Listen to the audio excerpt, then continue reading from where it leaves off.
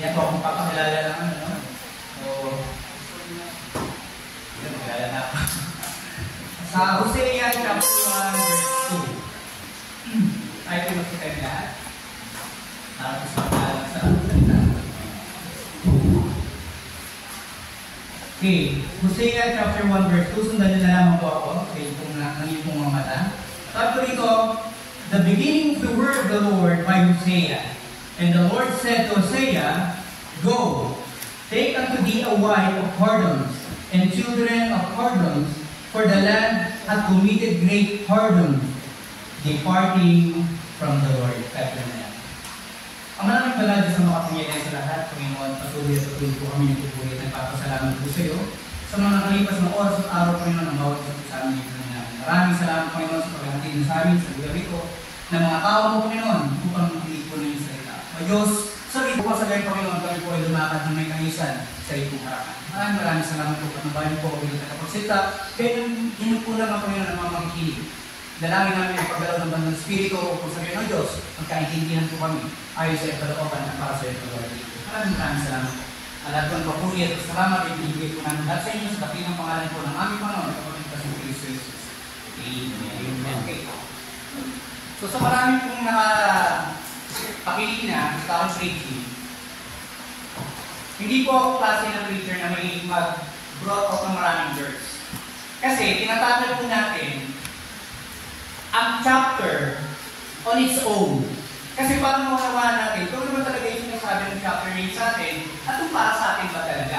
Handa natin, ang sa book of Hosea was written 800 years before the Lord Jesus Christ and 1,000 years after the Lord Jesus Christ para matin sa atin. Ngayon, marami pong preachers at marami pong scholars, at sabi nila, ito daw ay archetype o ito yung paglalarawan ng gagawin ng Panginoon sa Kristo sa pagliligtas. Kasi, pansinin nyo dito, una, sino ba yung nagsasalita? Pag tinignan natin sa verse 1, sabi ko, the word of the Lord that came unto Hosea. So, sino po yung nagsasalita dito? At kaninong salita? None other than God. And during that time, di ba, hanggang sa panahon natin ngayon, yung pangalan ng Diyos during that time, napakahirap banggitin. Kasi natatakot ang mga Israel na banggitin yung pangalan ng Diyos kasi baka sila maparusahan. Ganon ka-divine. Ganon sila magpahalaga. Di ba? Pagka binabanggit ang pangalan ng Diyos. Pero, pansinin sa panahon natin ngayon, kung banggitin natin ang Lord, kung banggitin natin ang Panginoon, kung banggitin natin ang pangalan ng Panginoon sa Kristo, kung banggitin natin ang pangalan ng Ama, ay parang ganon-ganon na lang. Diba? Kung minsan nga, pagkagugulat tayo, may kasama pang mura. Diba? Tapos kung minsan, binubuo natin yung Holy Family na tinatawag nila. Diba? Si Jesus, si Mary, and si Joseph. Diba? Pagkagulat, Jesus na Joseph. Buo yung pamilya. Pero, yung kabigatan, nung pangalan, hindi natin alam. Dito sa pagkakataong ito, ang hindi pagkausap kay Hosea is none other than God. Which is, in the old Hebrew, ang tawag nila, Yod-Heh-Vav-Heh. Diba? Pabaliktad ang basa nila. Pero, during that time kasi, wala mga vowels. So, pansinin nyo, tayo mga Pilipino, bakit natin madaling paunawaan ang salita ng Diyos? Kasi, yung pamamaraan ng pagbasa nila noon, ay yung pamamaraan ng lumang pagbasa natin. Nalala niyo mga bata na tinuturuan sila? A, E, I, O, U, Ba, Be, Bi, Bo, U, Ba, Ta, Ba, Ta. Yung tumindulaw, di ba? Kung bumasa tayo, sound. That is the way yung mga Hebrew, ganoon din sila bumasa during the time. Kaya wala silang vowels. Pinagdudugtong nila ang bawat letra ayon sa tunog. Pero, nawala yun. Yung pamamaraan na yun. Lalo na nung nag-mutate o nagbago yung letra ng pag-aaral. Now, bakit ko binibigyan ng din dito? One, ang nakikipag-usap kay Hosea dito is none other than God. Tignan natin yung timeline. Kailan nakikipag-usap ng Panginoon kay Hosea? After the kingship of Solomon. Alam niyo si Solomon overpraised sa atin, di ba? Masyado na natin pinipraise si Solomon na si Solomon ang pinakamatalinong hari. Di ba? Pinakamagaling, pinakamayaman ang hari.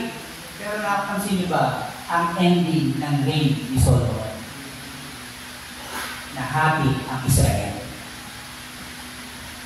At dito, si Hosea ay ipinadala ng Panginoon sa northern part. Bakit? Kasi yung panahon ni Jeroboam, pinapili si Jeroboam ng isang prophet. Pumili ka ng 10 bayan ng Israel. Bakit? Kasi may hahati ang Israel. So pumili si Jeroboam. Kaya yung 10 tribes of Israel sa northern part, kapag narinig yung northern part, ito kasi narinig pag-usap si Hosea doon sa northern part ng Israel. Doon sa north, bandang ibabaw, which is under Syria. Ano ibig sabihin? Yung northern part kasi ng Israel, nung pagbaba ni Solomon, nung namatay si Solomon, is an adulterous nation. Sila ay sumamba sa mga idols. Sila ay sumamba sa ibang mga Diyos. Sila ay sumamba doon sa mga Diyos na mga bayan na sumakop sa kanila. Whereas, kung titingnan niyo pag-aaralan yung Book of Hosea, hindi larawan din doon how God works doon sa bayan na to. So, alam natin, ang Diyos ang makapangyarihan sa lahat. Ang Diyos na lumikha ng langit at ng lupa. Ang Diyos na lumikha ng mga bagay sa pamamagitan ng salita. Ang Diyos na nag-preserve sa Israel. Ito yung Diyos nila. Ito yung nagsasalita ngayon. Kay Hosea. Sino si Hosea? Si Hosea ay isang prophet. Ngayon, kung titignan nyo sa classification, tinawag nila si Hosea as a minor prophet. Bakit? Kasi kukunti lang yung naisulat niya. Kukunti lang yung kaganapan niya. Pero a prophet is still a prophet. Amen. At kapag nagpadala ng prophet ang Panginoon sa isang bayan, lalo na sa Israel, meaning to say there is something wrong with those people. May mali. May mali sa kanila. May itatama. Bakit? Kasi ang bayan ng Israel, sino ba sila? Bakit ba masyadong po ang pansin ng Panginoon sa kanila? Ba't hindi na lang sa mga Egyptians? Diba? Ba't hindi na lang sa mga Muslims? Ang daming pwede pagtuunan ng pansin. Pero bakit pinagtutuunan ng pansin? Ang Israel, sa kabila ng dami na nilang pagkakasala sa kanilang Panginoon at Defense. Sino si Hosea? One, we know that Hosea is an Israelite. Two, we know that he's told to be a prophet. Pero pansinin niyo to, nung tinawag ng Panginoon si Hosea, sabi ko, the beginning of the word of the Lord by Hosea, and the Lord said to Hosea, go, take unto thee a wife of whoredoms. Hosea, ito muna mong gagawin.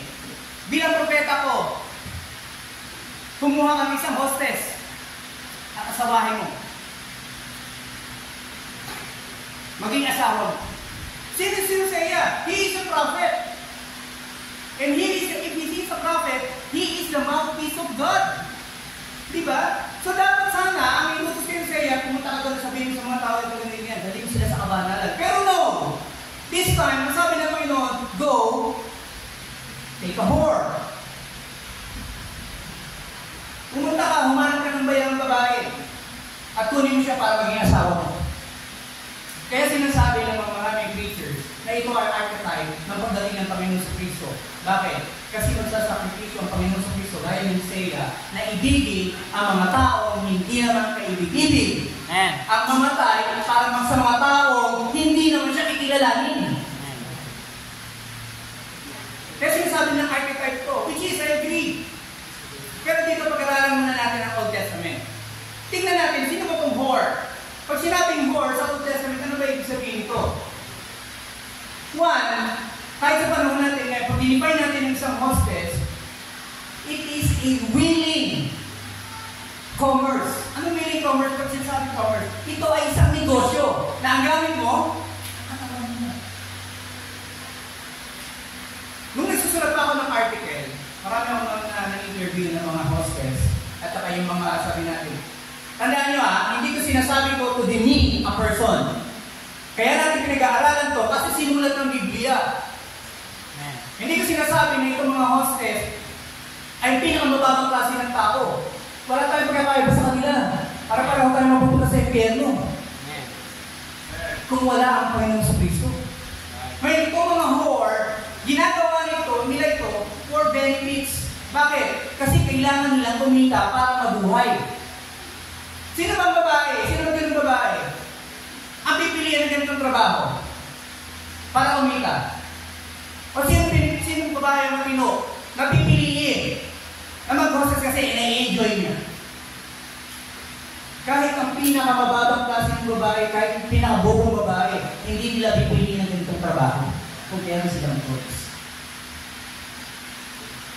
Hindi ko sila sinasabi na tama yung ginagawa nila, but I'm telling you this.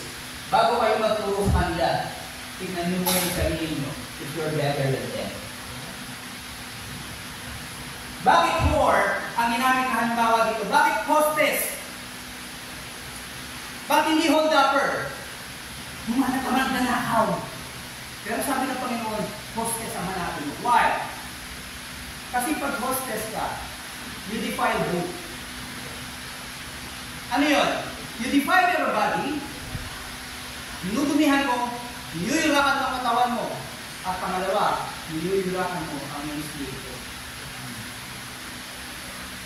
That makes you unacceptable. Sino sa inyo mga lalaki dito? Na kung alam yung hostess at yung pinanggalingan ng isang babae, liligawan mo. At kung yung maging asawa. Meron iba. Kasi bakit? Akasabahin ko para kumita ako. Para gagawin lang po ng sex game. Look at this. Bakit natin pinag-aaralan? Kailangan ma-identify natin bakit whore.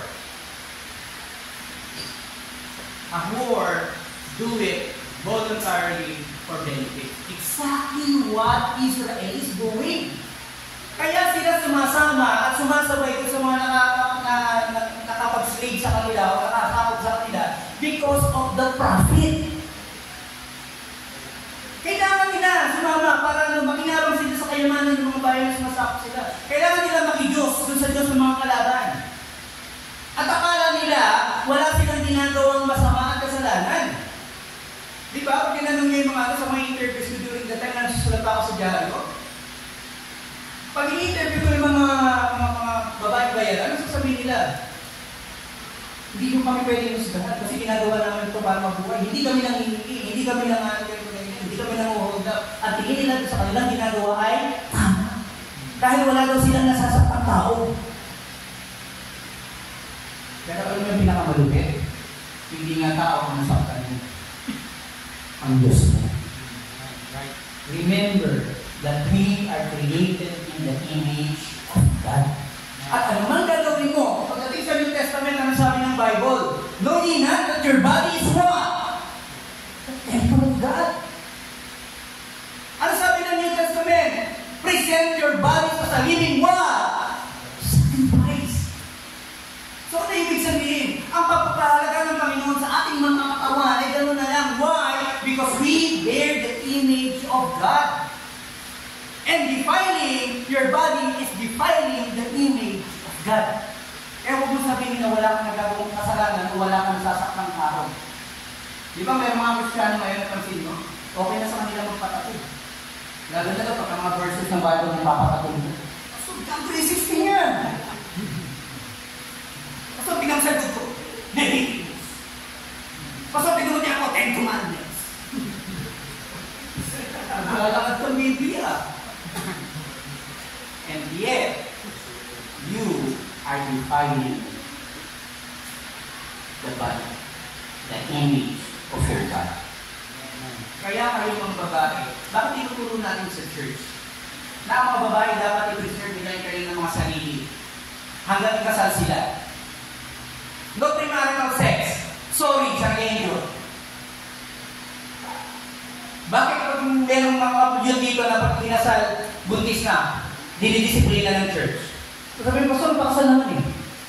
Pero sila dinidisiplina ng church. Why? Kasi magiging president kayo eh. Susundan kayo, gagayanin kayo ng ibang nauna sa inyo o yung mga bata pa sa inyo. Pastor, bakit siguro ito pinayagan mo? So, ano ibig sabihin? Papayag tayo ng mga young people natin will be enjoying sex without marriage. Papabayaan natin sila, i-defile ang body. Remember, your body is a temple. So, preserve it. So, tingnan natin dito. Ang sabi The Lord said to Hosea, it is the Lord who said to Hosea, ang Diyos mismo ang nagdikta kay Hosea, go, take a whore. Why? Because the land had committed great whoredom, departing from their Lord. Ibig sabihin, iminimirror ni Hosea ang damdamin ng Panginoon sa kanyang bayan. Sino ba yung binibigyan ng mensahe? Ang Israel. Sino ba yung Israel? Chosen people of God. Chosen nation of God. Protected by God. Saved by God. Inilabas mula sa Egypt.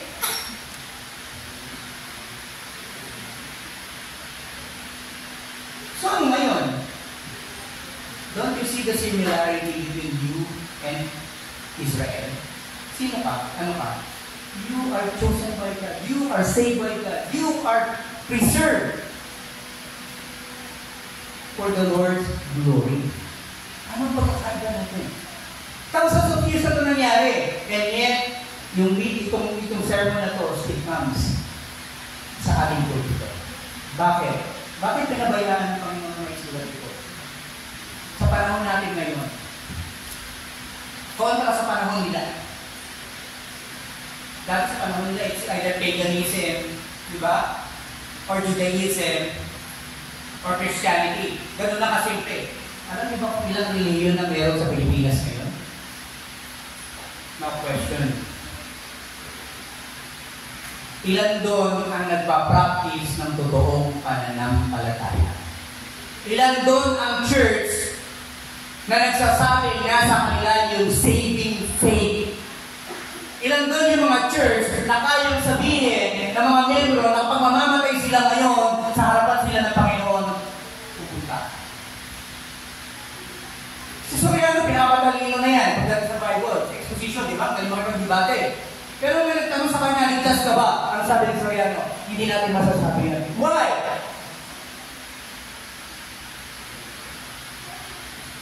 Wala ka pang kaya ng prosecution. Nasasabihin nila sa inyo, pagharap ko Panginoon, doon natin malalaman kung hinusgahan na tayo. Dineclare na ng Lord Jesus Christ. Di ba, patuloy na natin verse, John 3? Kaya lang, tumatakbo agad tayo sa 16.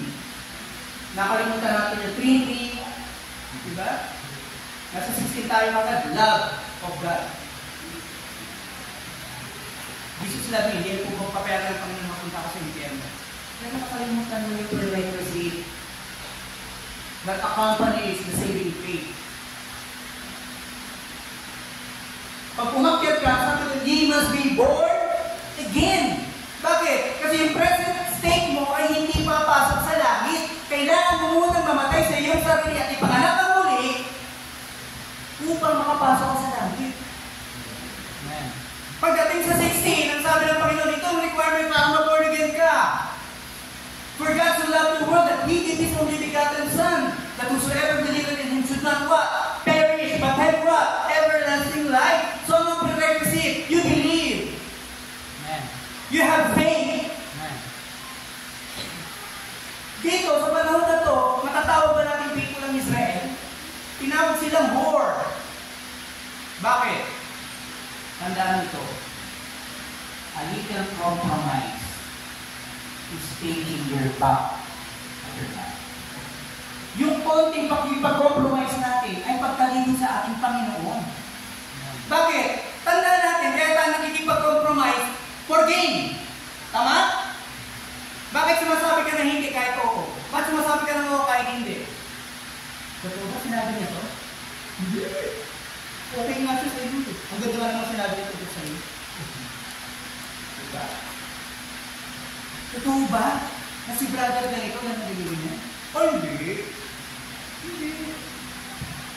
We are so afraid to tell the truth that in the process, we turn our back. Sa mga simpleng bagay, we turn our back doon sa ating Panginoon. At sabi dito, pansinin niyo yung huling sa letra dito, sabi dito,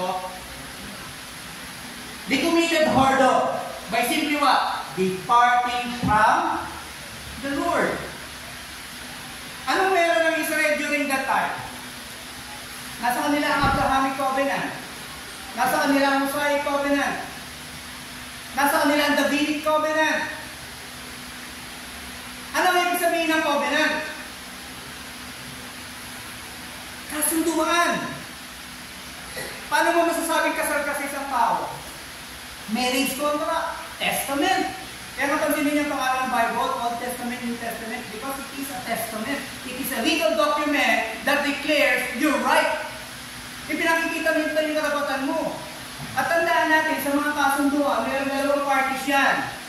Lagi may dalawang parties yan. Pero pansinin niyo sa Old Testament, kahit sa New Testament, lahat ng kontrata ng Diyos, isa lang ang pumipirma. Ang Diyos lang. Bakit? Kasi pagka ang isang party na pumirma doon ay hindi natupad kung ano yung stipulation sa kontrata na nangyari sa kontrata. Void. Tama? Kapag meron kayong kontrata sa isang kumpanya, sinabi ng kumpanya, sige ko na lang pumirma. O ito yung kasunduan natin, ha? Dahil ikaw ang pumirma doon sa kontrata na yon, nakatali ka doon sa stipulation ng contract. At pag meron ka na hindi mo natupad, ano mangyayari sa contract? Void. Baliwala. So yung benefits ng contract, kanino mapupunta? Babalik ko sa nagbigay. Pero dito, sa bawat kontrata, bawat covenant, bawat kasunduan, ang pumipirma lang ay ang Diyos. Nung pinirmahan ng Panginoon sa Kristo ang kaligtasan mo para mapasok sa langit, ilan ang nagkakaw sa krus? Sabi nila, 3, pastor. Pero ilan lang doon ang pagbayad? Ilan lang doon ang nagdala ng kasalanan mo? Ilan lang doon ang nagsabi na dahil sa kanyang kamatayan, dahil sa kanyang dugo, ikaw na makasalanan, papasok ka sa langit. Look at this. Doon sa Old Testament, yung Abrahamic covenant, di ba? Nung pinahanda ng Panginoon, ay handa mo yung kasunduan. Di ba? Naghati si Abraham ng mga handog. Ay, hintay ni Abraham sa Panginoon na dumating. Ano nangyari kay Abraham? Nakatulog siya, di ba? At ang ginawa ng Panginoon, dinaanan niya. Kasi during the time sa Old Testament, kahit sa mga kasal, pag makikipagsundo ka sa magulang, maghahandog ka at ahatiin yun. Tapos lalakaran niya yung gitna na yun. Tapos yung kabilang party, mapupunta sa'yo, yung kabilang party sa'yo. Pero yung gitna na, paglakad dito sa gitna, yun ang ibig sabihin na signature nyo. Firman nyo yun. Na ibig sabihin, nagkakasundo kayo. At kung sino man ang lumabag doon sa kasunduan na yun ay mananagot, doon sa speculation, kung ano mang kasunduan meron kayo. Kung ang paglabag ay kamatayan ang magiging bayad mo. Noong panahon ni Moses, ilan ang pumirma sa kasunduan? Ano yung commandment kay Canaan? Ito, 10 commandments kay Moses? Sino lang ang umakyat sa Sinai? Sino ang nagsulat ng kasunduan? At sino ang pinagtakibay? Ang Diyos lang. Noong panahon ni David, noong panahon ni Kristo. You see? Dito, bakit pinakinutusan ng Panginoon ang isang propeta na representante ng Diyos na supposed to be magpapakita, magpapahiwatig, magbibigay ng example ng kabanalan, ay tinuturuan ng Panginoon at sinabihan ng Panginoon, kumuha ka ng isang bayaran. At nag-aanak na bayaran. Bakit? Tandaan nyo ito. Church, Israel. 800 years before the church. Church, New Testament church, hanggang sa panahon natin, is 2,800 to 3,000 years ago. So, ano ang covenant ng Panginoon sa Old Testament? At ano ang covenant ng Panginoon sa New Testament? Sabi ng Panginoon sa atin, iiwanan kayo, tayo. And I will go to prepare a place for you in heaven. Anong covenant ng Panginoon sa atin? Anong kailangan natin i-maintain? One, kahit mga sinasabi, the church must maintain its purity and holiness. Kapag sa isang iglesia, hindi na nakikita ang kabanalan, hindi na nakikita ang katwiran, hindi na nakikita ang pagsunod sa Panginoon, hindi na yan iglesia. Ano kayo? Bayaran. Kapag sa church na to, hindi na puro ang pananampalataya, puro ang pananampalataya, at tayo pumapayag na magpasok dito ng mga graven image, at tinatanggap na natin, picture lang naman yan. Kapag pumapayag na tayo ng ating mga kabataan na nakapagninigyo na sa mundo, there is something wrong. Kapag sa loob ng church, sabi nga ni Brother Joa kanina, di ba? Kapag sa loob ng church, inaawit mo na yung worldly song at hindi na praising the Lord, there is something wrong. Ano sabi? What the heart contains, the mouth speaketh. Tandaan natin, sabi ng mga talino, that music is the language of what? The soul. So what is your soul saying? Tama sabi niya, kung kumakanta ka na ng puro mura and blasphemy at hindi mo na nakikita yung kamalian doon at komportable ka doon, there is something wrong with you. Amen. Right. Kasi bakit? Na-misplace na, wala na ang Panginoon sa'yo nun. Bakit? Ang mundo na yung nasa damdamin mo. Tandaan nito pag-araw ng linggo at nalagay ka sa alanganin at kailangan mong mamili, sabihin ko sa inyo, masaktan kayo. You're backsliding already. Tandaan nyo, kapag ang Diyos nyo naging option at kasama sa pagpipilian, nawalan ng value ang Diyos nyo. Amen. Right. Hindi ka ba sa church? O pumunta ka sa concert? Ay, after the church na lang. Diba? After the church, pumunta ka sa concert, pag uwi mo, hindi yung word of God na dala mo sa bahay. Yeah! Mami, galing! See? Pagsandaan nyo, ang hinili sa atin ng Panginoon is the day. Hindi a time. Hindi a second. Kaya tandaan ito, although may oras ang church, kung hanggang kailan lang ang preaching, hanggang oras ng Sunday school, kailan sa gabi, although may mga oras yan, but your God requires full day. Amen. Dapat wala kang ibang ginagawa sa araw ng Panginoon kundi sa Panginoon. Tandaan mo, kung iniisip mo na sa araw ng linggo, naglilingkod ka na sa iyong Panginoon, hindi. Dahil ikaw ang pinaglilingkuran ng iyong Panginoon. Kailangan kang pakainin. Kailangan kang i-good. Kailangan itama yung mga mali mo. Kaya pag pumupunta ka sa araw ng linggo, you are not serving God. It is your God who is serving you para maging karapat-dapat ka doon sa langit at hindi na kayo para sa iyo. Alam nyo, minsan nakakalungkot. I made a test. Ano po ang itsura ng impyerno? Yung nakakalam. Pwede pumunta sa kamay. Sino? Sino po nakakalam ng itsura ng impyerno? Matatagal na dito. Di ba ba sa school na dito? Student. Yan. Mahamak natin ito. Listen. Bigay mo sa akin lahat ng alam mong larawan ng impyerno. Mainit. Madilim. Ano pa? Tulungan nyo, pwede tulungan. Pangit. Pangit daw. Brad, tulong. Ayan, may tutulong sa'yo. May asupre. Maraming uod, hindi namamatay. Ha? O maraming demonyo, siyempre. Maraming diablo. Diba, dami nga. Anin nga tayo. Sino pa may dadagdag? Sino pa may dadagdag? This is a test. Wala na? Yung mga anin nyo nasabi. Ilang taon na, sino po dito yung 1 year Christian na? 2 years. 3 years. Ayaw mo taas ng kamay, baka matalo na. Ayan. Bigay niyo po sa akin, ano ang larawan ng langit? Sino? Sino magbibigay? Langit na yan, hindi na impyerno. Dadaanan. Gold ang dadaanan. Ano pa? Ayun na. Oh, may fruits. Mayroong puno na bearing 12 fruits. Ano pa? Maraming anghel. Siyempre, langit. Ano pa? Mansion. Cargo ng Panginoon. That means heaven. Alam niyo yung iba, pag tinatanong natin kung ako ng larawan ng langit, ang ginagawa nilang lusot ng maraming preachers, kung nasaan ang Panginoon, yun ang langit. Diba? Kasi ayaw nilang i-explain, kasi totoo.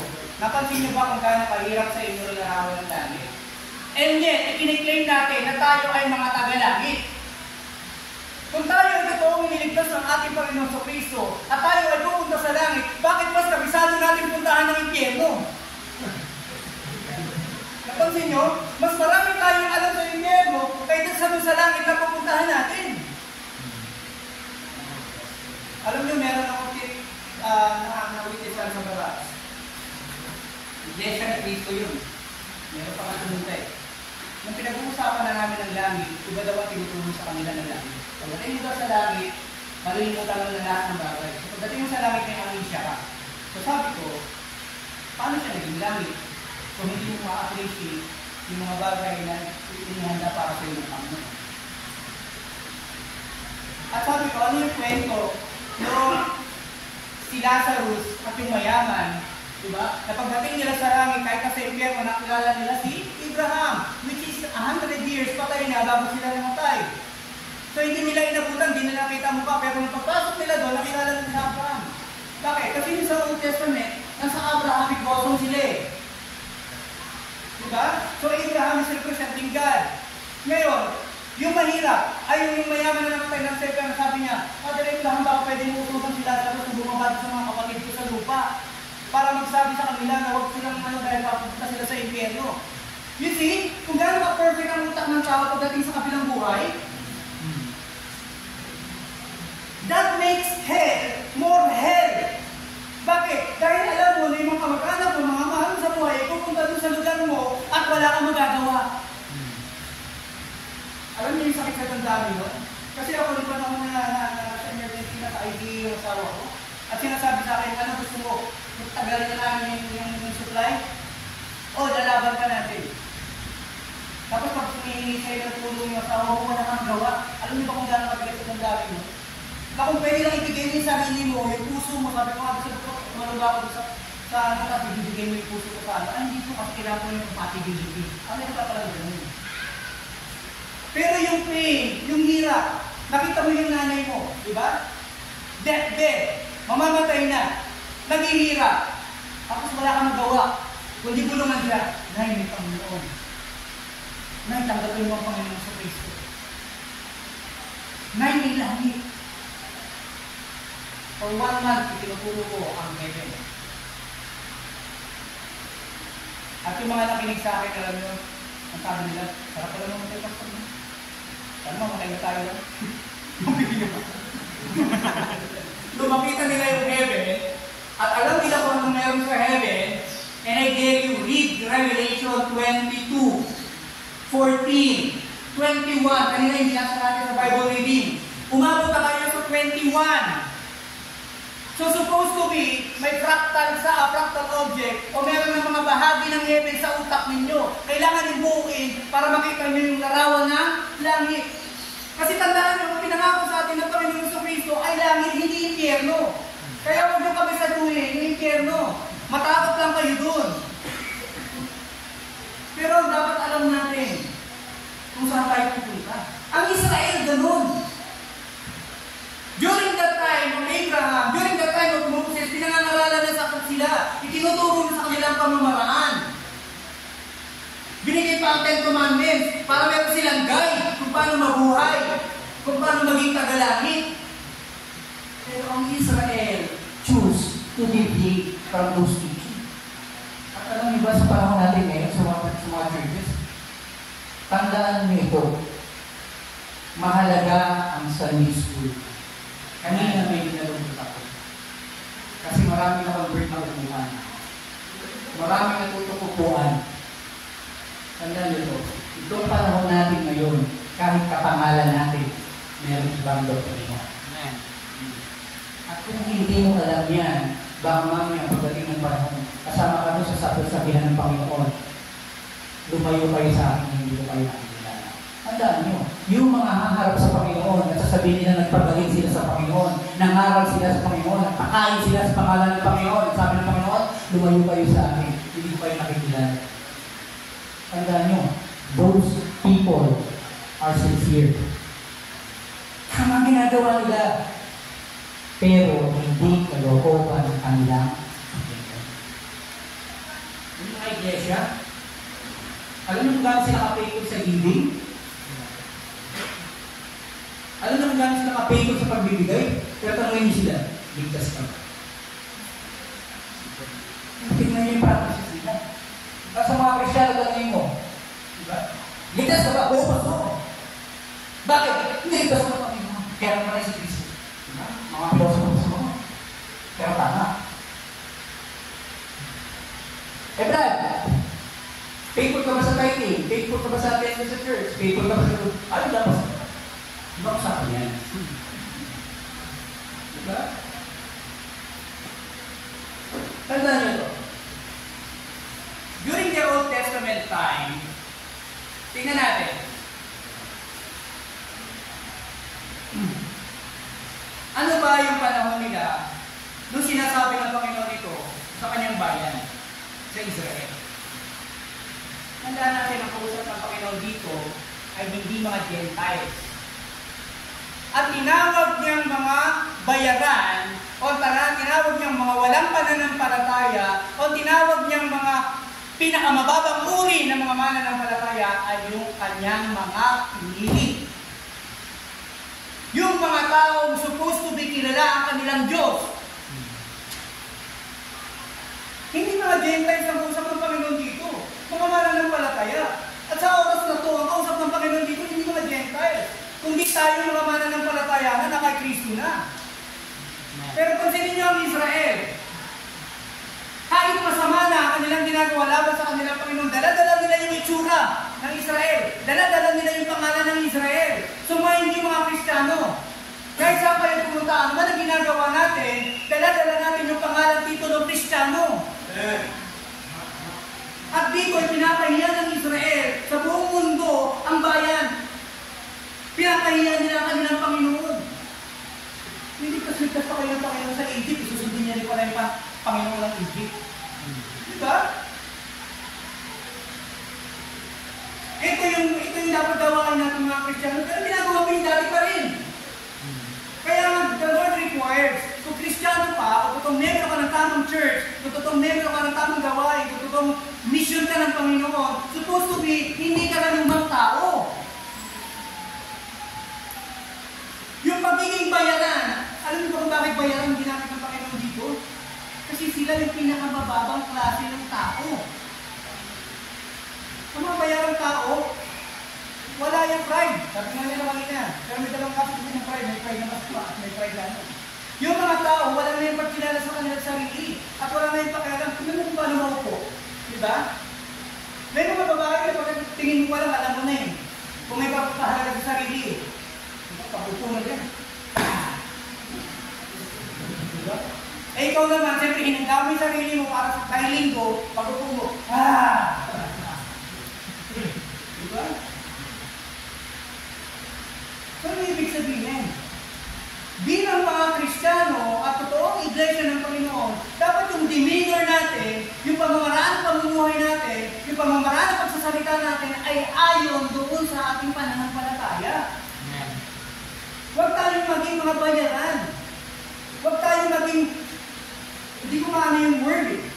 Patutot, sabi ng mga tatandang pastor.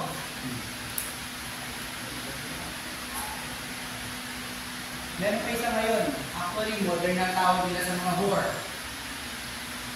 Kapag meron makipag-chat sa inyo, lalo na yung mga babae na mahiling pagtuos ng mga nila at taking pictures nila sa internet, pag may nag-invite sa inyo, let's walk 10,000. Ang tawag nila sa mga whore sa panahon ngayon ay walker. Kaya pag may nagdaya sa inyo, okay ka ba mag-walk? Eh, ikaw naman, hangal ka. Ay, sure! Mag-10,000 pa ako, lalakad lang. Pag sinabing walker sa internet, it means paid sexual service. Dati ang tawag nila escort. Diba? May escort ka ba? Oh, escort girl ako. Pero, binibigyan lang nila ng pride yung kanilang mga ginagawang kabagayan. Yung kasamayan. Para maging katanggal-tanggal. Di ba kung isa ginagawa natin? Para lang maging katanggal-tanggal pag isang bagay at hindi tayo masyadong masaktan at hindi tayo masyadong makulaan, tinatanggap natin siya na parang normal. Tandaan nyo to. Ang mga babae bayaran, sa una, gagawin nila yan kasi wala silang choice. Sabi nila, kailangan kasi mamamatay ang anak nila, mamamatay sila sa gutom, walang pamahay ng apartment, walang lansan kami ng ganyan, ayaw nilang matulog sa kalsada. So, unang pagkakataon na gagawin nila yan kasi sa pangangailangan. Pangalawa, pag nasanay na, everyday na nilang ginagawa, nagiging professional commerce. Nagiging professional na trabaho na. Nagpapaganda na, di ba? Nagpapabango na, okay na. Pagdating ng pangatlo, dahil nagagawa na nila, it becomes natural. At hindi na nila nakikita. Sa pangalawa, nakikita pa nila yan eh. Kaya lang tinatanggap nila kailangan kong gawin. Pero sa pangatlong pagkakataon, kalagayan, nagiging professional na sila, nagiging mamasang na sila, di ba?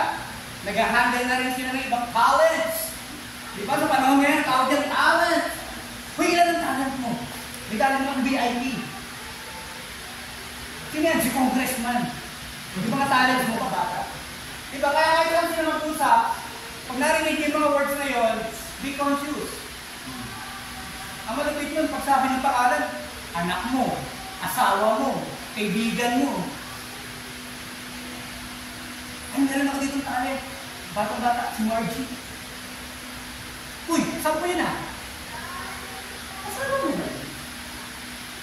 Baka hindi nyo alam. Yung mga maliliit na bagay, why isinulat ito para makarating sa ano bang kinalaman natin sa panahon ni Isaiah? Ano bang kinalaman natin sa panahon ni Isaiah? That was 1,000 years ago. Pero the message is still the same. Yung Israel represents the church today. And every Israelite during that time is every member of the church today. Turning your back against your God is actually for that. Isa pang babaeng bayanan na walang karangalan. Mabuti pa yung mga kidnappers. Alam mo, pagkapasok kayo sa selda, sa kulungan. Pag napasok ka sa kulungan, hindi ko sinasabi na gawin nyo ito para mapasok kayo para matesting nyo. Pagpasok nyo sa kulungan, ako nagtatanong sa inyo ng tagal ko. Anong kaso mo? Pag sinabi mo nang-rape ka ng bata, patay ka. Gugulpihin ka sa loob. Kahit na mga masasamang tao yun, hindi nila kayang dibdibin na nang-rape ka ng bata. Diba? Pagtingin ng warden sa'yo, nandun ka sa isang sulok, patay ka na. Pangalawa, pag sinabi mo magnanakaw ka, asahan mo, kahit barya, hindi ka na makakahawak. Ipapadel ka nila. Papaluin ka nila dito. Galit din sila. Bilay mo, mga kriminal yun. Galit sa kapwa mga kriminal, di ba? Pag istapa ang kaso mo, yari ka din. Diba? Kasi mga petty crimes yan. Pag sinabi mong hostess ka, yari ka na naman. Bakit? Kasi yung mga nagbabantay, hindi naman sinana natin. Pero alam natin yan. Mga sexual favor sa loob mismo. Hostess ka na sa labas, hostess ka pa sa loob. Ang problema sa loob, hindi ka binabayaran. Para lang magkaroon ka ng magandang pagkain, magkaroon ka ng magandang higaan, diba? Yun ang kapalit. Pero pansinin nyo, pagpasok pa lang sa kulungan, sinabi nyo, anong kaso mo? Murder. Uy, tabi kayo. Oh, dito ka, dito ka. Ang ganda na accommodation sa'yo. Kasi bakit? Kasi kung murderer ka, matapang ka. Wala kang takot mamatay. Pangalawa, pag murderer ka kasi, kahit pa paano, meron ka pa rin reputasyon. Meron ka rin kilalanin ka pa rin nila katatakutang kanila. Pero kapag hostess ka, pumasok ka sa loob ng kulungan, wala kang reputasyon. Basag na ka. Kaya dito, yun ang ginamit ng ating Panginoon. Ang daming krimen. Ang daming pwedeng piliin ng Panginoon para i-iyan kayo sa iya. Pero pinili ng Panginoon, hindi isang taong walang reputasyon. Ano ibig sabihin? Yung mga tao na tumatalikod sa kanilang Panginoon, yung mga tao na ipagkonsyaba sa mundo, yung mga tao sinasabing okay lang, yung mga maliliit na bagay na ipasok sa church, yung mga tao okay lang, na paminsan-minsan hindi ako sumusunod, ang tingin sa inyo ng Panginoon ay ano?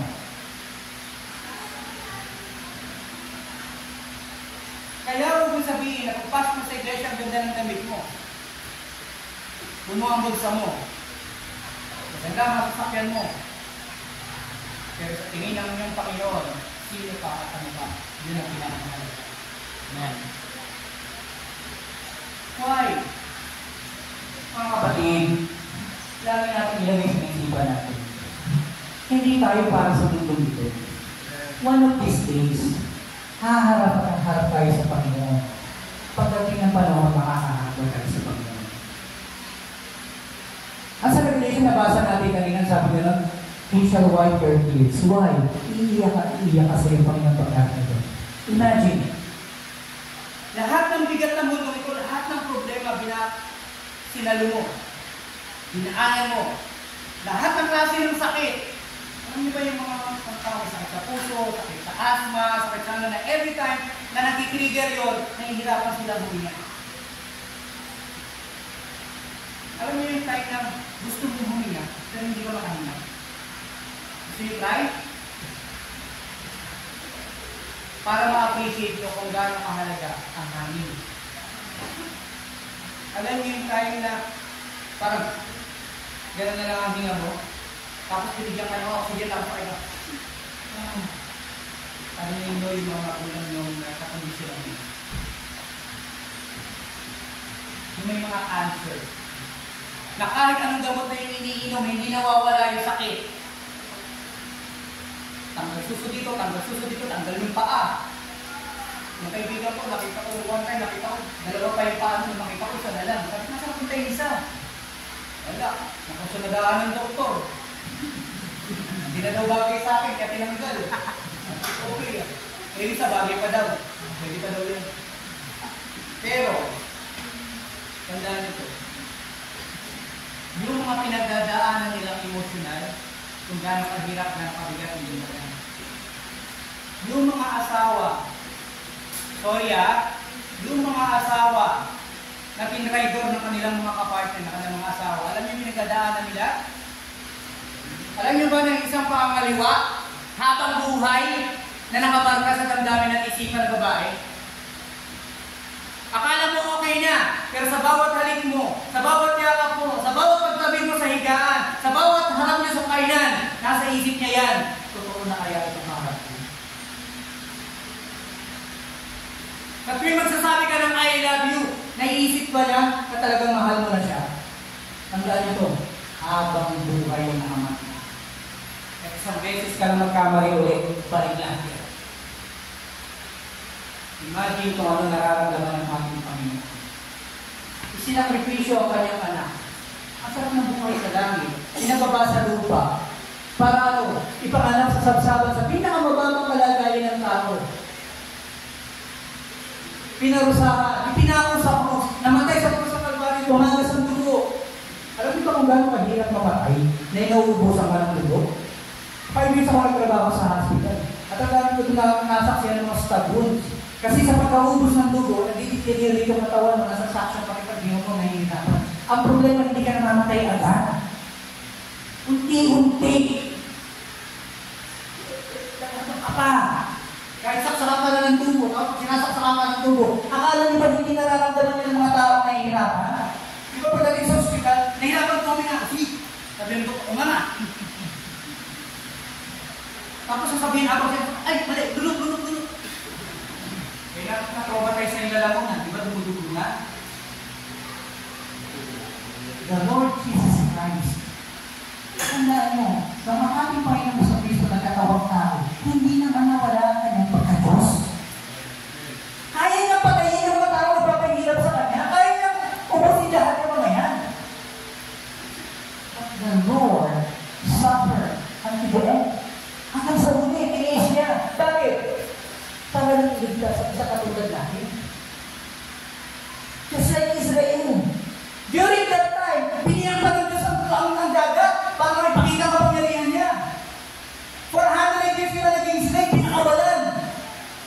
Pinalaya, pinakita ng Panginoon ng kapangyarihan. Pinakain sila mula sa langit. Pinainom ng tubig mula sa bato. Sa gitna ng disyerto, mind you. Mga imposibleng bagay. Ipinakita ng Panginoon sa mga Israelita, sa kanyang bayan. At pagdating ng mga ito, kinalituran nila ang kanilang Panginoon. At ipinagpalito sa mga Diyos na hindi kayo magsalita. Pinagpalito sa mga Diyos na hindi kayo lumakad. Anong pinagpalito nila? Good and calm. Diba? Baka. Anong pinagpalito nila? Yung mga Diyos na kalahati isla, kalahati tao, sidago. See? The Almighty God proven Himself kung sa kanyang mga anak, and ito kanyang mga anak, hindi siya kinilala, tinitinignan yung kanyang mabuting gawa. Pero mga parents, anong nararamdaman nyo? Ngayon na, abogado na anak mo, graduating, engineer, doctor, nurse. Tapos pag pinangalan naman sasabihin sa'yo, lagi alam ko na yan. Ano nararamdaman mo pinakama? Diba? Amen.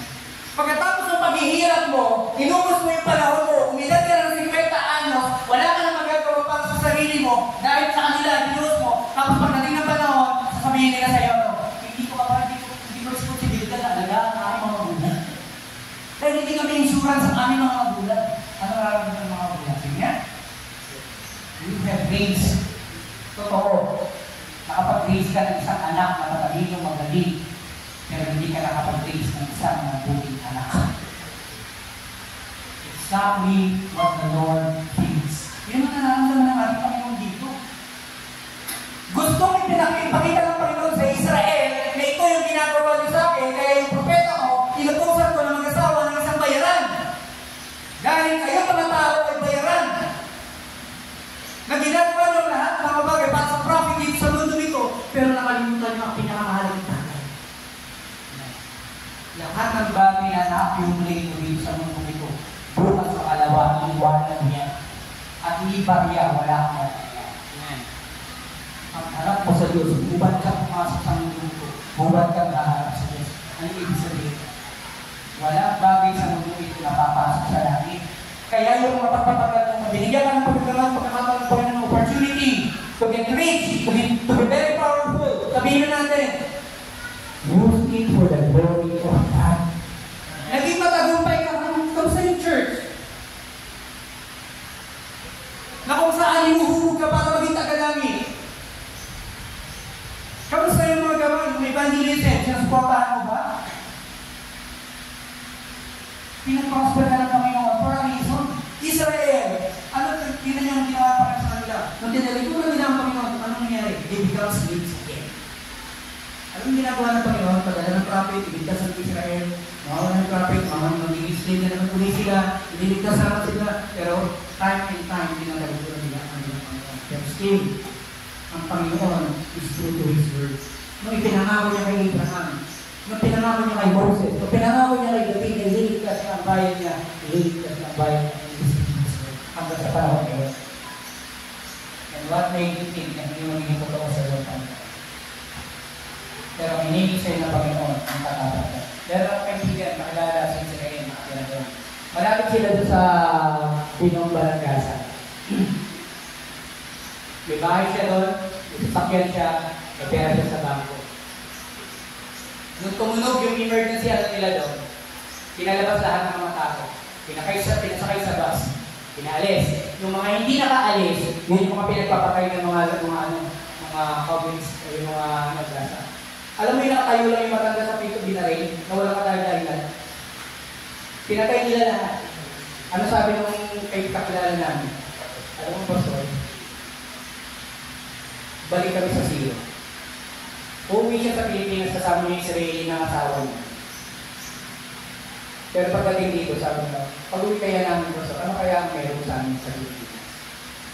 Bangko niya, hindi na daw ma-access yung bangko niya kasi yung bangko na pinag-aamal nila, napasabog din. Yung bahay nila, hindi na nila mabalikan kasi nasunog na, sinulog na. Yung mga sasakyan nila, wala na rin kasi sumabog na. Ilang taon niyang pinaghirapan. Nung una pumunta siya doon, OFW siya. Imagine kung gano'ng kahirap para ma-accumulate niya yung lahat ng yan. Tapos pagdating ngayon, i-repatriate sila, uuwi sila ng Pilipinas na ano ang dala? Yung solta nila. Hindi panty daw, hindi siya nakapagpigil. Yung kaibigan namin sa Nigeria, o sa nagkaroon din ng gera doon. Sabi niyo, yung mga pasalubog namin sa inyo, nandun sa bahay. Sabi namin, pwede mo balikan? Pasalubog eh. Wala nang babalikan, pati yung bahay, wala na, pinasabog na yun.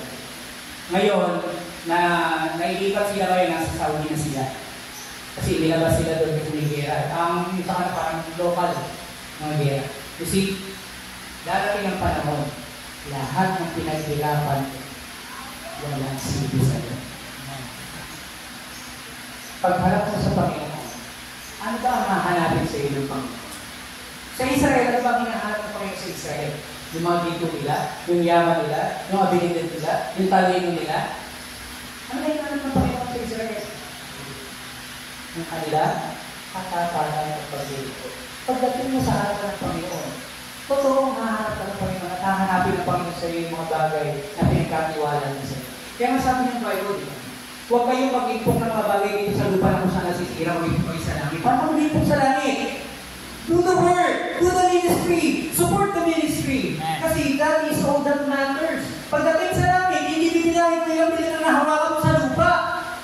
Kundi kung ilang milyon na nagamit mo sa gawain ng Panginoon at ilang aluma na dala mo sa paanan ng Panginoon. Kung wala kang pera, magdala ka ng mga tao.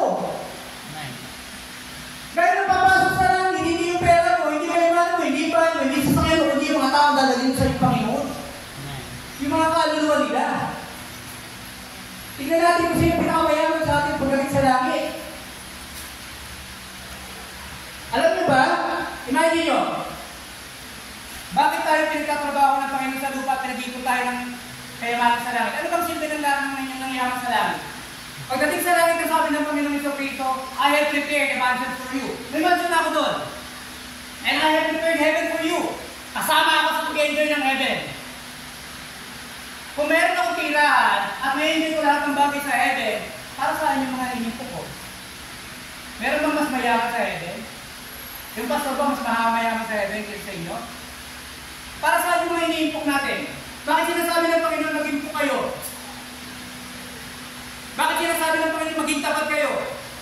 Kasi lahat ng iniimpok mo, lahat ng iniipon mo, ipipresent mo yun sa iyong Panginoon. Lahat ng crowns na nakuha mo, pagharap mo sa iyong Panginoon, pagluhod mo, meron ka may bibigay. Kaya maraming iiyak. Nabuhay ako ng 80 years old, 50 years sa lupa, naging mayaman ako, naging makapangyarihan ako, naging teacher ako, naging abogado ako, naging engineer ako. Pagharap mo sa Panginoon, wala kang hawak, wala kang dala. At harap ka sa iyong Panginoon. Sa hari ng mga hari, pagharap mo doon, kamay mo lang sa likod mo na kayo mo pa. Bakit? Wala kang dala. Dahil wala kang ginawa para sa kaluwalhatian ng iyong Panginoon, wala kang ginawa para sa gawain ng Panginoon, wala kang ginawa sa kaligtasan na ibinigay sa iyo ng iyong Panginoon. Amen. Yun ang Israel. Kaya ang tingin sa kanila ng Panginoon ay bayaran, mga babaeng bayaran. Bakit? Dahil ganun ang kanilang pagkatao, ganun ang kanilang panalagayan sa panahon na yun. At 1,000 years nangyari. Pero bakit ang may iglesia ngayon? Ganun din ang kalalagayan. You see? Totoo na nilalarawan ng Hosea ang pagpapatawad ng Panginoon. Imagine how hard is it or how hard it is na yakapin mo ang isang bayarang babae na alam mo kahit minsan ay hindi magiging tapat sa iyo. Paano mo bibigyan tahanan ng isang babae na alam mo na pagtalikod mo merong iba? Pero inutusan ng Panginoon si Hosea na yakapin yun. Bakit? Nung pagkadating ng Panginoong Jesucristo, niyayakap ng Panginoong Jesucristo yung mga tao hindi na makayakap-yakap. Iniligtas ng Panginoon, tinubos ng Panginoon tayo na hindi naman karapat dapat na iligtas. Ano ba mawawala sa Diyos kung mapupunta tayo lahat sa impyerno? Mababawasan ba ang pagka-Diyos niya? Liliit ba ang langit kung wala tayo doon? Tapos ang hinihingi sa atin ng Panginoon, katapatan. Huwag tumalikod sa pananampalataya sa anumang pagkakataon. Maliit man yan o malaking bagay. Diba? ang pagtalikod, ang pagsuway ay pagtalikod sa iyo, Panginoon. And therefore, tinitignan ng Panginoon yun at pagiging kabayan. Walang kwenta. Look at this. Dito ko tatapansin. Una, pinakita ko sa inyo kung ano yung kasalanan. At ano may dudulot nito. Lalo na kung ang kasalanan ay nananatili sa loob ng iglesia. Yung sinabi kanina sa Sunday School, mayroong practice of holiness. Meron tinatawag tayo ng personal practical holiness. Hindi lang dapat ang pastor ang banal. Hindi lang dapat ang choir member. Hindi lang dapat ang Sunday School teacher. Lahat ng membro ng iglesia dapat nagpa-practice ng personal practical holiness sa kanilang mga sarili. Ilan pa dito ang nagdidibusyo? Ilan pa dito ang gumigising na madaling araw para manalangin? Ilan pa dito pamilya na naghaharap sa pagkain para manalangin? Ilan pang nanay dito ang papasok sa kwarto ng anak at gigisingin ng anak? Anak, alas 6 na nanalangin ka ba bago ka matulog? Ilan dito magulang pa ang tatanungin ng anak, anak, nag-devotion ka ba kaninang maga bago ka pumasok sa school? Ilang asawa pa dito? Ang bubulungan ng asawa niya, mahal, bago tayo matulog, pray muna tayo. Ilan? Alam niyo, nakakatuwa yung mga matatanda. Dati, pag tumulog, ng alas 3, dati, alas 3, kailangan lahat ng bata nasa loob ng bahay at nananalangin. Nanganasa ko kayo nung nasa probinsya pa ako. Lola ko, pag hindi ka pumasok ng bahay, palo. Diba, lagi may kawayan yung nadala. Anong oras na? Nilalaro kami. Siyempre, bata. Pagkali ko ng wala. Ta! Panagdapasan ng wala. Pero sa panahon natin dito, ilan pang mga magulang ang tinutulak ang mga anak para malaki. Sige nga. Ilan pang mga tatay dito ang gusto sa oras ng hapunan, dahil mga nag-aaral, di ba? Sa oras ng hapunan, gustong buo ang pamilya kumakain sabay-sabay. Ilan pang magulang dito? Ilan pang magulang dito ang natuturo sa kanilang mga anak na mga dapat at hindi dapat gawin ng isang Kristiyano. Tandaan nyo, pag iniwan niyo yung mga anak sa mundo, kung ano yung natutunan nila, yun ang ituturo na nas magiging mga anak nila. At sa mga susunod, at sa mga susunod, at sa mga susunod. Kung hindi natin sila natutunan kung paano maging dapat sa kanilang Panginoon, kailan matututo yung kanilang magiging mga offspring. Anong klase ni church ang magiging church sa mga panahon? Tandaan nyo, malagi na dumating ang ating mga. Lahat ng message nandiyan na, lahat ng sites nandiyan na. Ang tanong, kapag ba tumunod ang propeta, kasabay nyo yung mga mahal sa buhay, mga kaibigan nyo, nasasabi mo sa Panginoon. Nasira na ba nila ng gospel? Ilang taon na kaibigan, since birth, sabi ba ng iba, ay magkabaang buwan yan, magkakagigit ka mga namin, kaya pero Kristyano ka, siya hindi. Saved ka, siya hindi. Kailan tayo magiging tapat sa ating Panginoon? Ito, buksan niyo sa 14, chapter 14. Dito natin tatapusin. Lahat ng ginawa, simula chapter 1 hanggang chapter 13, lahat ng kasamaan, lahat ng pagkalikod, lahat ng pagkalipustaw, pagkalimuran nila sa kanilang Panginoon, ito lang ang hinihingi ng Panginoon. Hosea 14:1. Nakita natin yung kasalanan, nakita natin yung bunga, nakita natin kung ano magiging kailangan. Ito ang resolution. Yun ang problema, ito ang resolution. Sabi ito, verse 1, O Israel, return unto the Lord thy God, for thou hast fallen by thine iniquity. Chapter 1 hanggang chapter 13, ni-resolve. Solution. Ano sabi ng Panginoon? Bakit niya pinagawa kay Hosea lahat ng mga bagay na yun? Bakit niya pinamukha sa Israel yung mga bagay na yun? Sa mga taong kanyang pinili, sa mga taong kanyang ililigtas, sa mga taong kanyang binigyan ng pabor? Ang sabi ng Panginoon, sa lahat ng ginawa niyo, eto, O Israel, return unto thy God. Thou hast fallen by thy iniquity. Kaya tama yung sinabi natin. Huwag niyo pa, alam niyo mga kapatid, mulit-muli, every time na pupunta ako dito, pahalagahan niyo yung Sunday school. Amen. Kasi that is the time where you learn. Ang preaching, this is the time where you are corrected. Dito tayo itinatama. Pero ilang preaching na dito, ilang beses na sinabi na umattend kayo ng Sunday school because that is one sign of being faithful. Bakit hindi nyo kilala ng Panginoon? Bakit mas marami kayo naman tungkol sa impyerno kaysa langit? Kasi hindi kayo umaattend, hindi kayo nag-aaral, hindi kayo nagpapakatalino, hindi kayo dadagdag ng alam tungkol sa inyong Panginoon. One point in time, lalo na kami, nandun na kami sa rurok, nandun na kami sa edge ng buhay. One of these days, baka hindi na ako makapag-preach. Pero let this echo to your ears. Pag-aaralan niyo ang scriptures. Know your doctrines. Kasi one point in time, you will be teachers. Darating ang panahon nagbabago ng Biblia, ano ituturo mo? Wala ka natutunan. Ano i-share mo? Hintayin mo na lang napakain ka ng mga Christ. Parang sa heaven ka na. Eh kasama ka sa tribulation stage. Di ba? Bakit kailangan mo na mga araw bago mamatay? See? Sino dito alam sa sabi ng tribulation stage? You do not know. Why? Sino pinag-aaral? Ikay mate. Sino dito alam ang ibig sabihin ng Baptist? B, A, P, I, S, T. Hindi lamang po yung pangalan. Kung matutunan nyo yung Baptist na yan, ang tawag natin yan distinctives, you know the whole doctrine of Baptist. Alam niyo lahat. Yung mga nasa Bible school, alam niyo yan? Baptist? Pero tinatawag niyo yung mga sarili faithful, mananampalataya. Pero yung stipulation ng faith na meron kayo, hindi nyo alam. Paano ka naging mananampalataya, hindi mo alam kung ano yung pananampalataya meron ka? Bakit ka Baptist? Baka yung sagot ko pareho ng sagot ng Pentecostal. Baka yung sagot ko sa pareho ng sagot ng Islam.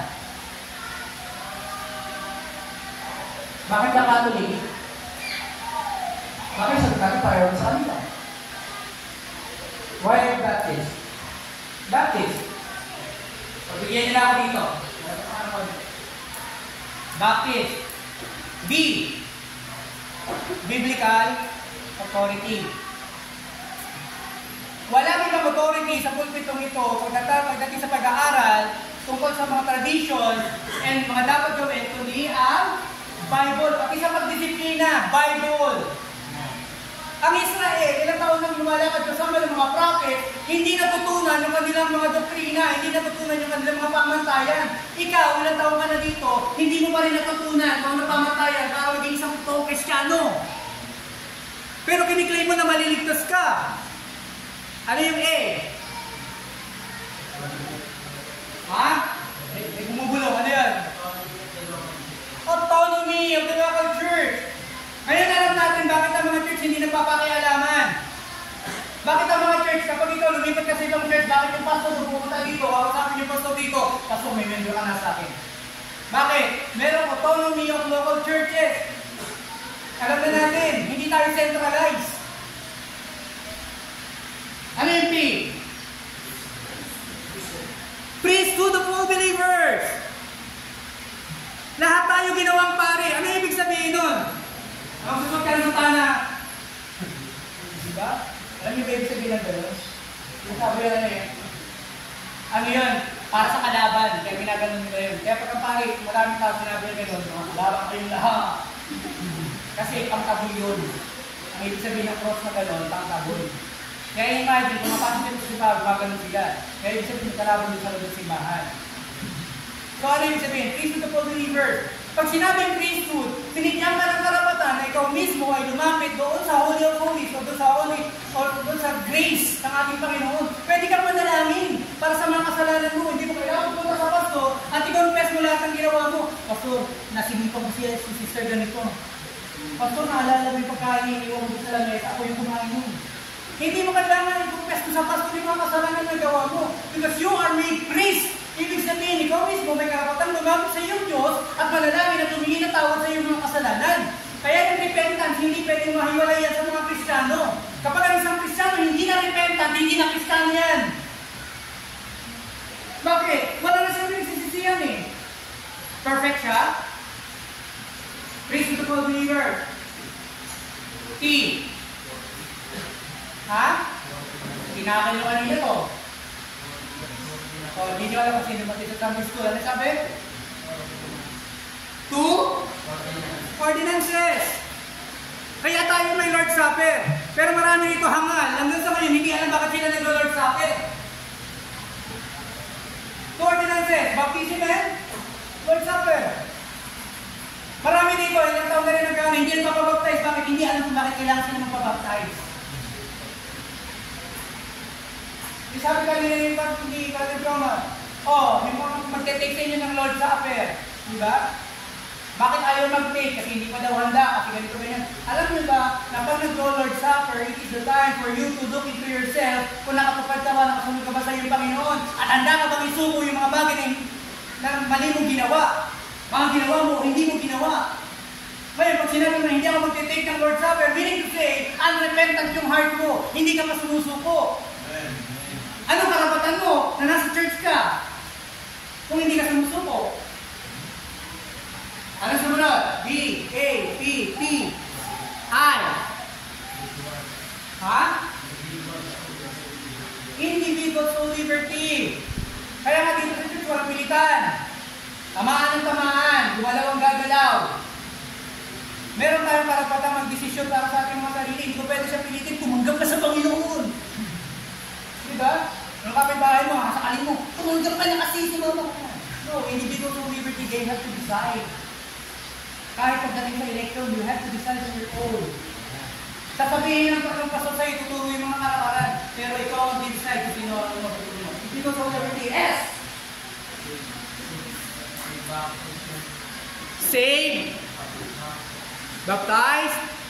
Membership. Hindi pwedeng maging membro ng iglesia ang hindi paligtas. Ang hindi nakakatiyak ng kaligtasan.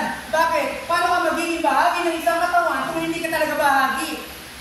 Itong mga tao ito, pupunta sa langit, ikaw hindi ka sigurado, paano ka sasama sa kanila? So yung pagpapabaptize, hindi nakapagliligtas ng baptism. But it represents your salvation.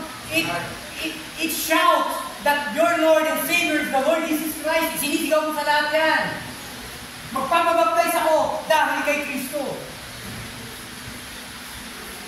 Ano pa yung sumunod? Ang baptist, meron po T sa dulo. Ano yung T na huli? Ha? 2 offices. So hindi ka magtataka bakit yan may pastor, bakit may ganito, may ganyan. Kasi alam mo na tinuturo natin dito kung ano yung ginawa ng mga disciples during that time. Meron tayong 2 offices.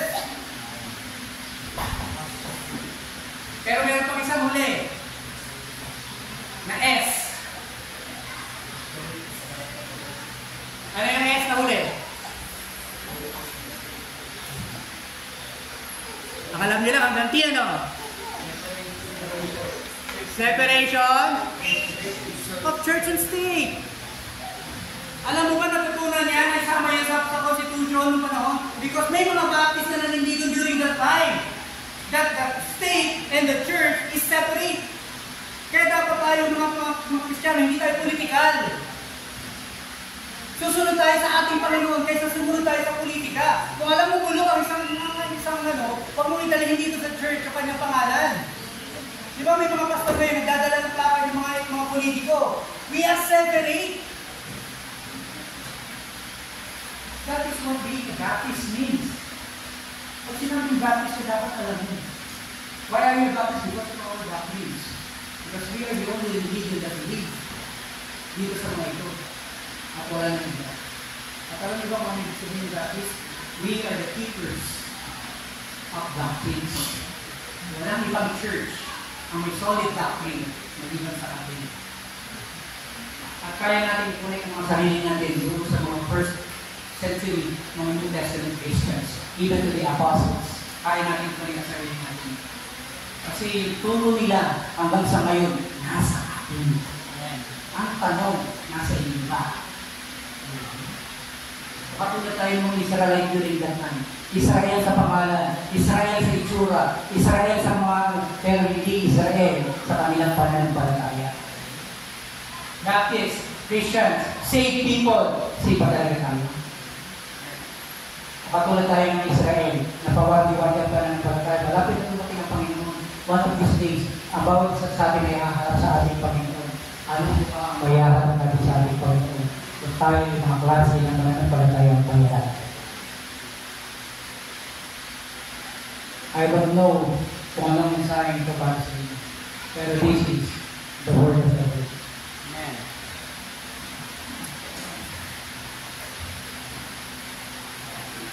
Amen, Pastor. I thank you for lahat and let's go to prayer. I believe we're trying this morning. Let's pray. Father God in heaven, we are so grateful. Thank you po sa mensahe na dito sa Biblia. Pagpapabuhay ng kalalahanan, ma-challenge, mag-group, at palalahanan kami ng mga dapat po namin i-confess, hindi ng tawag sa inyo. At i-encourage kami magpatuloy sa inyo sa kataling pong anak ang aming Panginoon Jesus na dapat po dumating. Father God, we ask for forgiveness and cleansing for all the wrongs, shortcomings, at maging kami ay responsable as a Christians. Patawarin po nito kami at patuloy po kami encourage, Lord. Salamat po sapagkat bagaman kami ay hell-bound, deserving sinner, and yet you showed your love to us by giving your only begotten Son, our Lord Jesus Christ, unconditionally, not because of our own, not because we're good, not because who we are, at kung anong mga gagawa namin, because, Lord, it says in your word that we're just a sinner, but you love us so much. Thank you for unconditional love. Thank you for loving us. Salamat po, Panginoon. Nawa po, hindi po namin i-take for granted ang inyong pagmamahal sa amin. Salamat po sa buhay ni Hosea na nagpapakita ng inyong unconditional love for us. Father, tulungan niyo po kami maging tapat sa inyo. Hanggang sa araw yung hininga ng aming buhay, hanggang kami po ay maabutan man ng rapture, maging tapat, maging all out, maging faithful po sa inyo. We as your church, we pray na gamitin po kami vessel to proclaim the gospel sa aming mga mag-anak, sa aming mga friends, sa aming mga trabaho, sa mga marriage po namin. My brother and sister in Christ, kung kayo po ay nahamon ngayong umaga, may come forward, kneel to the Lord, and usapin natin ang Panginoon. Mag-reflect po tayo sa mensahe. Let's have a quiet time. Let's thank the Lord. Let's confess our sin. And then you are the witness of God.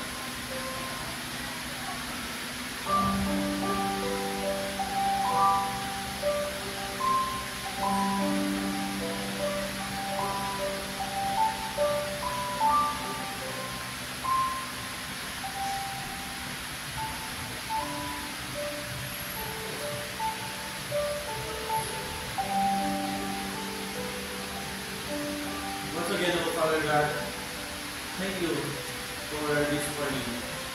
We pray that you bless us sa lahat po ng part ng aming buhay. Higit sa lahat ng aming mga spiritual na pamumuhay. Maging tapat nawa kami sa aming panalangin, aming prayer life, aming Bible reading, aming church life. Gamitin niyo po aming channel of blessing. Lord, marami po kami magkagawin this week. So, meaning lang po namin Mission Foundation, mga Bible studies, at mga ministry pa para sa inyo. Without you, Lord, wala po kami magagawa. Kaya tulungan po dito kami. Ang mga kapatid po namin, lalo po ang aming pastor na nag-pray kami muna sa amin. I-bless ko po siya. Bigyan po siya ng malusog at maganda kalusugan. Kasama na siya ng pamilya at mga anak. Lagi niyo pong ingatan at provide ang pangangailangan. Sa amin po mga magkakapatid sa inyo, mula po sa mga bata na nagsisimba, hanggang sa matanda, i-bless po kami. Lahat po ng mga nag-aaral, bigyan ng katalinuhan, nagkaroon sa kanilang pag-aaral at i-provide kanilang pangangailangan at palaging ingatan sa pagbiyahe pagpunta sa eskwela. Sa mga nagtatrabaho, mga young professionals, bigyan niyo po sila Panginoon ng lakas, physically at mentally sa kanilang mga trabaho. We know that it's hard. Dahil po sa inyong biyaya, inuwas every day. Sa mga nanay at tatay, yung mga nagtatrabaho po at nag-aaral ng mga anak, bigyan po silang ingatan. Sa mga kapatid po namin na ay naghanap po ng trabaho, bigyan po sila at bigyan niyo po ng trabaho na hindi makakablang sa pag-ibig sa inyo. Dalangin po namin sa lahat ng mahawak ng novela, 2 weeks man, 3 days and 4 weeks. Bigyan po sila tayo ng presence of mind. Ingatan niyo po sila, at po inyo ay ibayo sa kanilang buhay. And you bless us, Lord, as member of Building Bagong Baptist Church. Magkayos po kami for one purpose to glorify you, to proclaim the gospel. We praise you, Father, and also things we ask in this person name of Jesus Christ. Amen. Amen. Are you blessed? Say amen. Amen. Praise the Lord. And this time we will give our tithes and all.